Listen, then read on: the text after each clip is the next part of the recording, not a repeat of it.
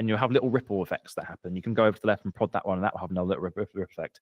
But it really changes the pace of where you focus your attention. So I've always been very laser focused on the agency, but having this idea that one day I could maybe build this sort of space, I'm just not sure what that looks like, but I know that I want to help people, and I know what I want to be in person. I know there needs to be some sort of course element to it. How do we do that? So that's been it's been manifesting for 4 or 5 years, to be honest, mate. And it just so happened that when I lost interest in the agency and I just felt like I needed to change, it felt like the natural step. Everything was digital. There's an oversaturation of information. The industry was incredibly commoditized. Everyone's selling the same thing for the same price at the same speed. So how do you differentiate? I predicted that there would be a big need for DIY UGC just because the overly professional stuff was becoming more expensive, and it meant that the smaller businesses couldn't actually afford to do that.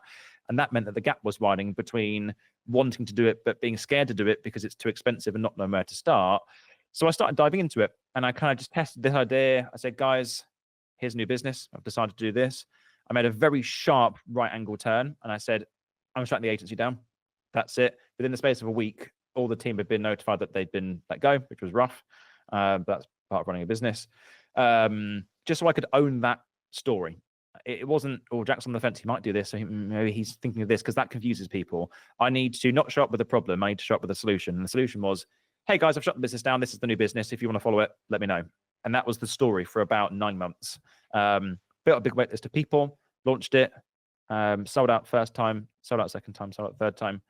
And I've just kind of continued it down that path, really, mate. But it's always been in the back of my mind. I think you need that. I don't think you can put all your eggs into one basket. I think you need to have, yes, plan A will always work if you make it, but I do think you need to have other options just in case things don't work out as you'd like them. Because from my experience, where you start is never where you finish. And I think it's naive to think that life is a very straight line from here to end. It's not. You go back and 180 degrees and flip around and all the rest of it. So, yeah. I think it's I'm really glad that we discussed that, because I think so many people may use that as permission to not see as what they're changing as an abandonment in respect to I'm abandoning the thing I grew for all right, however long it is.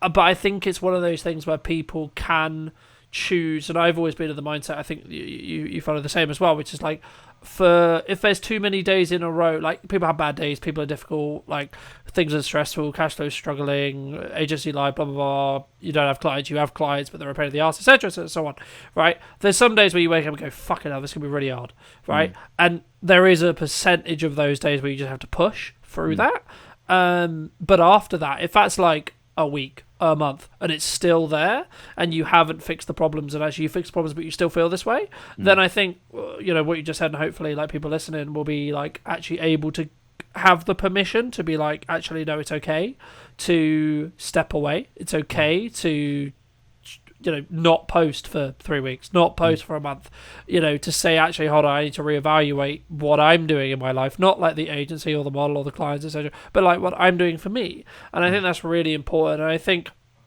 one of the things I started my career on was getting known for the video guy in your local area, right? And to an extent, I'm still leveraging that, and it's still working for me to an extent. And it does lean on to, I guess, in some ways, how you can create content. And I think we're both very